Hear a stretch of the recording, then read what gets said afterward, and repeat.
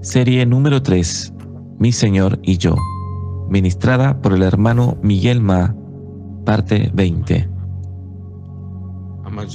Amados hermanos, amadas hermanas, nosotros podemos ver en la parábola de los talentos que hay sentimientos en esos siervos que recibieron los talentos. Vimos también cómo es importante nosotros conocer bien a nuestro Señor. Una idea errada al respecto de nuestro Señor nos puede llevar al fracaso. Mas ¿cómo vamos a conocer al Señor? Es teniendo comunión con Él. Es conociendo por medio de la palabra, por medio del Espíritu, por medio de la vida. Y en la comunión con el Señor se va mostrando a sí mismo. Ese Señor revelado en la palabra es confirmado en nuestra experiencia. Y ahí vamos a continuar viendo al respecto del sentimiento de aquel siervo que recibió un talento y que enterró el talento. Él habló que lo que él pensaba de su Señor al momento de dar cuentas. Y nosotros vimos que él no conocía al Señor. Él tenía una idea errada del Señor. La idea que él tenía, aparte de tener una idea equivocada del Señor, está en el versículo 25. Por lo cual tuve miedo y fui y escondí tu talento en la tierra. Aquí tienes lo que es tuyo. Él no consideraba las cosas de su Señor como algo de él. No tenía amor por las cosas del Señor. Y aquí dice, aquí tienes lo que es tuyo. Es otro aspecto de un concepto equivocado. Es de que si yo me quedo parado y no pierdo lo que me fue entregado, ya está bueno. No es así. Usted sabe. Él dice, aquí tienes lo que es tuyo, pero ese talento del Señor, ese talento quedó enterrado. El dinero parado es perjudicial. Entonces cuando Él dice, aquí tienes lo que es tuyo, no es verdad. ¿Por qué? Porque el Señor ya había tenido pérdida. Y el Señor habla para él algo muy importante. Él dice así, versículo 26, respondió su Señor, le dijo, siervo malo y negligente, malo de perezoso. El Señor dice que él era malo. Él era perezoso, un siervo con pensamientos malignos al respecto de su Señor, un siervo que no conocía a su Señor y que juzgaba mal a su Señor,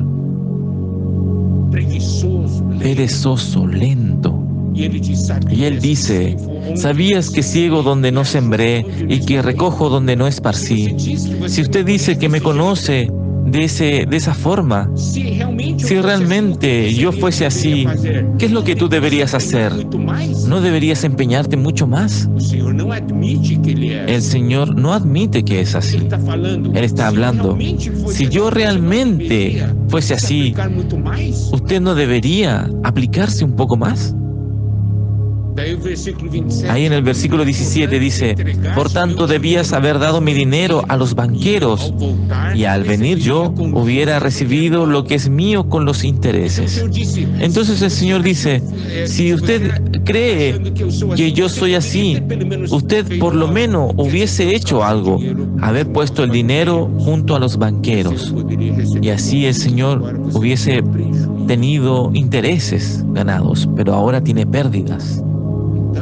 Entonces, ¿qué es lo que nosotros queremos hablar ahora? El Señor no es así como aquel siervo habló. El Señor habló para el siervo lo siguiente: usted es malo y perezoso, negligente. El problema no está en mí, el problema está en usted. Nosotros muchas veces somos de echar la culpa en otros, incluso en el propio Señor. Mas la culpa no está en el Señor, la culpa está en nosotros. Como el Señor habló que los otros dos eran buenos y fieles, y este malo y negligente.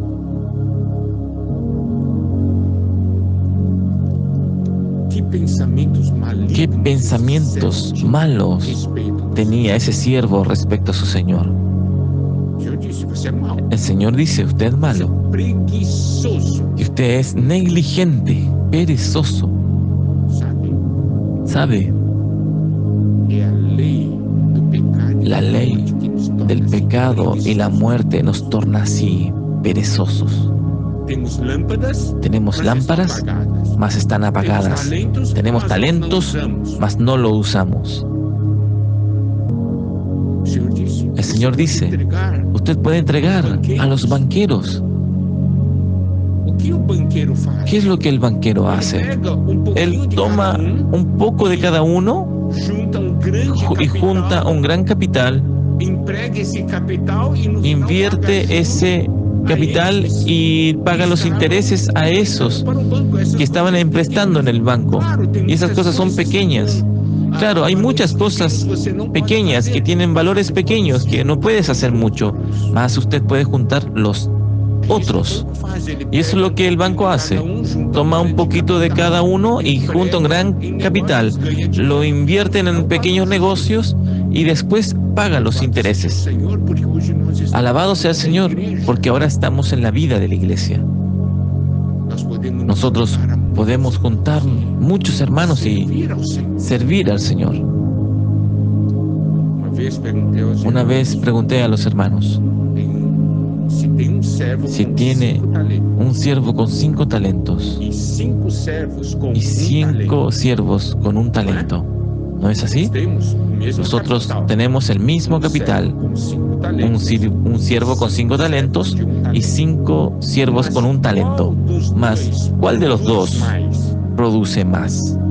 En términos de talento, producen la misma cosa, solo que los 5 de un talento producen algo más, lo que uno de 5 talentos. ¿Qué es eso de algo más? Es la edificación. Aprendieron a servir juntos. Y una cosa que necesitamos también saber: ¿cuál es la actitud del Señor para aquellos que no usan el talento? Está en el versículo 28. Quitadle pues el talento y dadlo al que tiene 10 talentos. Tal vez nosotros pensemos: ¿cómo que es eso? El Señor explica en el versículo 29, porque al que tiene le será dado y tendrá más, y al que no tiene, aún lo que tiene le será quitado. ¿Eso qué quiere decir? Vamos a mirar para aquel que es considerado al que no tiene. Al que no tiene, aún lo que tiene le será quitado. El Señor habla que aquel que cree que no tiene, en la verdad tiene. El problema de él es que él cree que no tiene.